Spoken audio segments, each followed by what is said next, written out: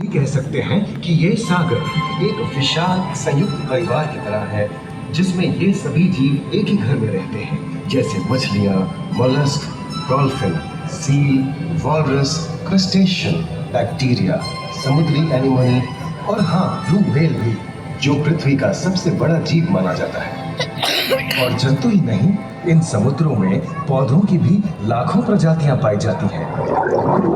इन विशाल समंदरों का पानी हमारी पृथ्वी का लगभग 3/4 हिस्सा है। इस धरती पर 5 बड़े महासागर हैं: आर्कटिक, अटलांटिक, हिंद, प्रशांत और दक्षिणी महासागर। ये सागर इतने महत्वपूर्ण हैं कि इनका तापमान और लहरें दुनिया के हर हिस्से के मौसम पर असर डालते हैं, चाहे वो मौसम कितना ही खतरनाक क्यों ना हो।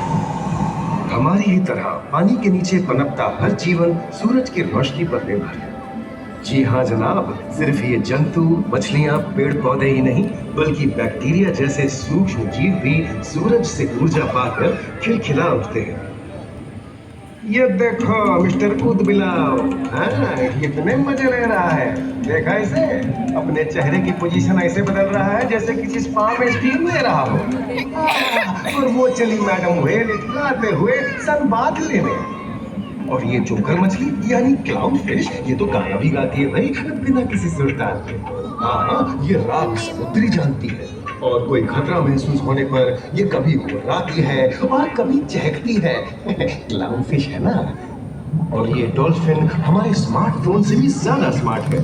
ये अपनी आवाज का इस्तेमाल सोनार की तरह करके एकदम सही दिशा में तैरती और एक दूसरे को संदेश भेजती है। जी हाँ, ईमेल या व्हाट्सएप से भी तेज।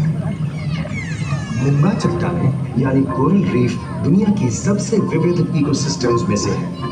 इन चट्टानों को अक्सर समुद्र के वर्षा वन कहा गया है। आई, समुद्र में वर्षा, अजीब बात है ना।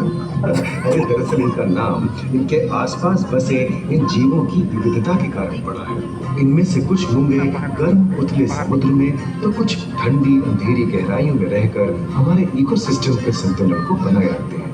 पौधे हमारे इकोसिस्टम का एक बहुत ही महत्वपूर्ण हिस्सा है और पानी में ऑक्सीजन का सबसे बड़ा स्रोत है।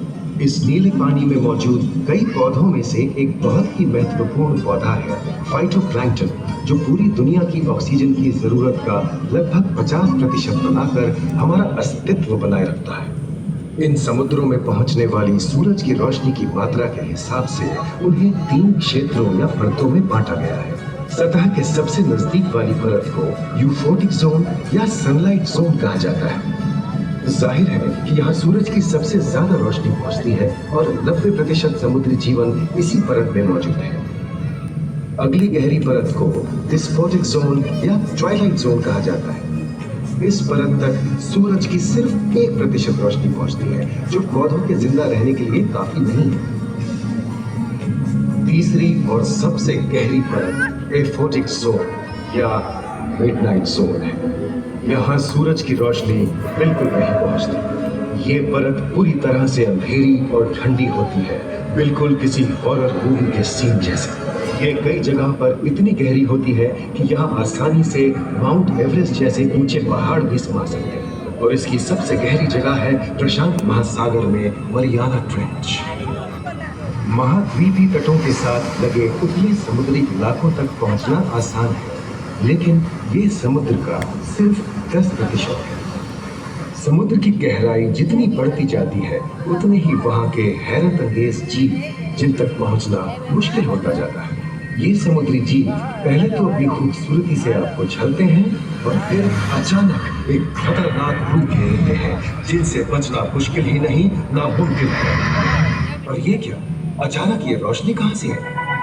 ओहो, ये तो जेलीफिश का झुंड है, जिनकी रोशनी एकदम डिस्को लाइट की तरह लगती है। वाह, ये ही ना बात, अब सभी बड़ी छोटी मछलियां इन चमचमाती डिस्को लाइट को देखकर पार्टी करने आएंगी। और फिर यही रोशनी उन्हें बेरहमी से नोचकर उनका शिकार करके अंधेरे में वापस गायब हो जाएगी। लेकिन सभी शिकारियों को छलावे से लुभाना नहीं पड़ता। सबसे घातक शिकारियों में से है शार्क, जैसे ग्रेट व्हाइट और टाइगर शार्क। शार्क आमतौर पर सूरज ढलने के बाद अंधेरे में शिकार पे निकलती है समुद्री जीवों का यमराज। आज तक शार्क की 500 से ज्यादा प्रजातियों का पता चल चुका है। ये हर तरह के खुले महासागरों में, मूंगे की चट्टानों में, आर्कटिक की बर्फ के नीचे और समुद्र की अंधेरी गहराइयों में पाए जाते हैं। और ये है समुद्री घोड़ा, जो तबड़क तबड़क नहीं, छप छप छप छप करता है, यानी दौड़ता नहीं, तैरता है। हमने इन समुद्रों के बारे में बहुत कुछ जाना है, पर अभी भी बहुत कुछ जानना बाकी है। ये सागर गहरे और विशाल, ठंडे और अंधेरे में डूबे होते हैं। इन गहराइयों में पनपने वाली 17,000 से अधिक प्रजातियां मानो किसी कल्पना से कम नहीं। किसी खूबसूरत एंजल की तरह दिखने वाले जीवों के साथ साथ न जाने और क्या क्या देखने को मिले।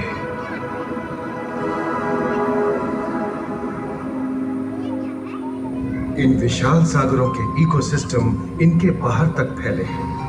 खारे पानी की खाड़ियां, समुद्रों, समुद्र तटों और नमकीन दलदली इलाकों तक। मानव जाति दशकों से प्लास्टिक, जहरीले रसायन, तेल और ऐसी कई चीजों को पानी में बहाकर समुद्रों को नुकसान पहुंचा रही है। कई समुद्री जीवों या मछलियों की दर्दनाक मौत और उनकी इस तड़प का जिम्मेदार हमारी मानव जाति ही है। पिछले कुछ दशकों में वैज्ञानिक पैमाने पर सामने आए खतरों में से एक बड़ा जलवायु परिवर्तन है, जिससे महासागर गर्म हो रहे हैं और ग्रीन हाउस गैसों की अधिकता और ऑक्सीजन की कमी के कारण